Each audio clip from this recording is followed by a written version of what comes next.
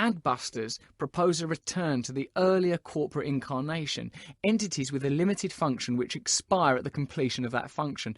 This would mean a completely different cultural and economic landscape. Corporations and brands would be relegated to a functional position in society where they serve us instead of dominating us.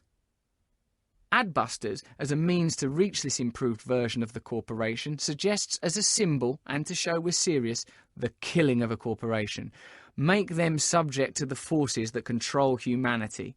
However great and powerful we become, however mean we are, in the end along comes death, all nonchalant in his hoodie with his long-handled dagger, and levels the playing field right out. Much of the irresponsible and destructive behaviour engaged in by corporations is likely because they are never punished. No corporation has ever been killed. It doesn't matter how much they pollute, lie, steal, or even when they murder their customers, the consequences are minor. I agree with Adbusters. It's time to kill a corporation. They suggest a bunch, including General Motors. General Motors, as the name suggests, are generally speaking interested in producing automobiles. Perhaps they're being a bit too general and should be a bit more specific. Perhaps it's this somewhat vague and blasé approach that led to one of the more notorious crimes in their history. Put briefly, they accidentally made an ignition that shut down and killed people, installed it in one of their cars, then sold loads of them. Some people died as a result, and their families, disappointed by the loss of their loved ones, complained.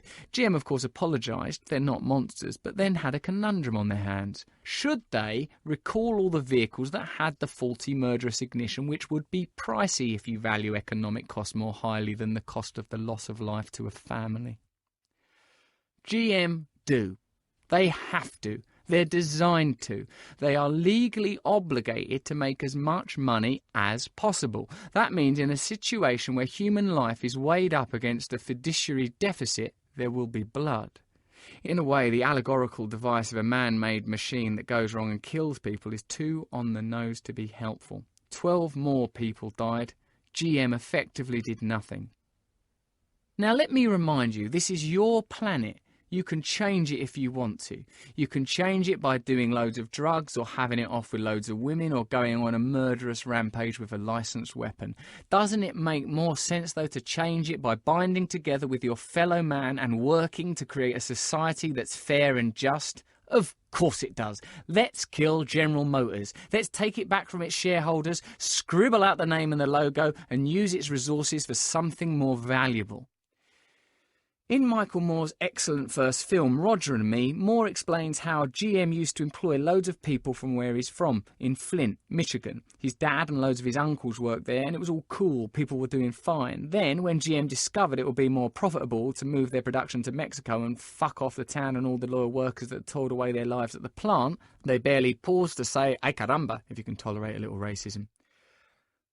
They had to.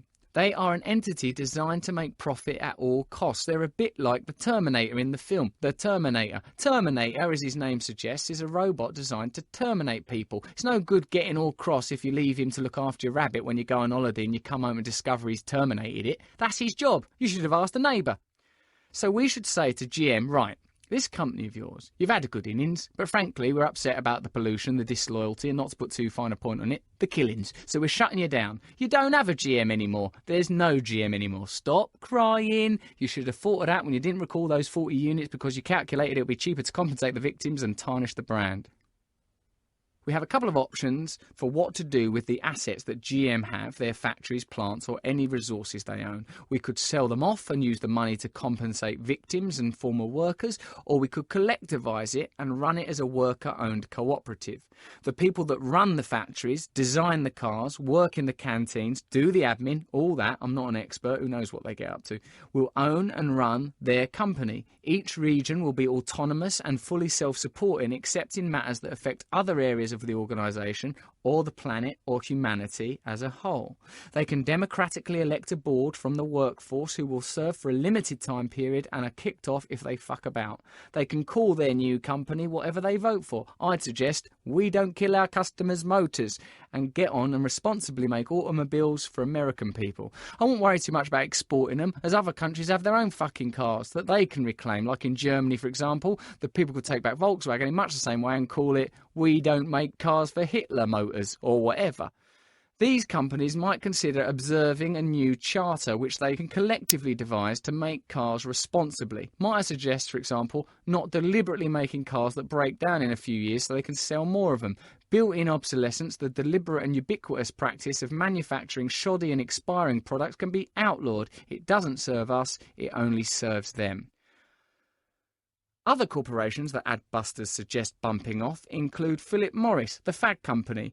1 million people have died of smoking-related diseases, and as I keep saying, because it is such a clear demonstration of the priorities of big business, they knew for ages they were killing their customers but were as addicted to the money as we were to the nicotine. They had no obligation to obey human codes. If I, old Russ, knew that the milkshakes I was selling caused blindness because scientists kept telling me and because the people drinking my shakes were having trouble finding their way back to the store, yet carried on selling them, I'd expect consequences, especially if I aggressively went around getting anyone I could to drink my cataract smoothies through sexy adverts. Then, if when the jig was finally up, because the lie had become too obvious to ignore, I went to countries where the laws protecting people from my myxomatosis brew were more lax, like the Philippines, and started flogging it there, I'd expect at some point people to come together and say, "All right, old Russ, enough of this now. We're going to have to shut down your milkshake business." If I indignantly responded that my milkshake business was a proud national institution and a tradition or a way of life, out would come the butterfly nets and I'd be in for a spell of basket weaving. Today, in Britain, America and other mostly white people countries, fag firms have to write a message on the box to the effect of, "Sorry we lied to you about our snout for generations. Here's a list of ways this stuff is going to make your life worse if you smoke these." So instead they are promoting their cigarettes all over Africa and Asia, new markets where people are less informed on the subject and there are no warnings about cancer and the other known negative side effects of smoking.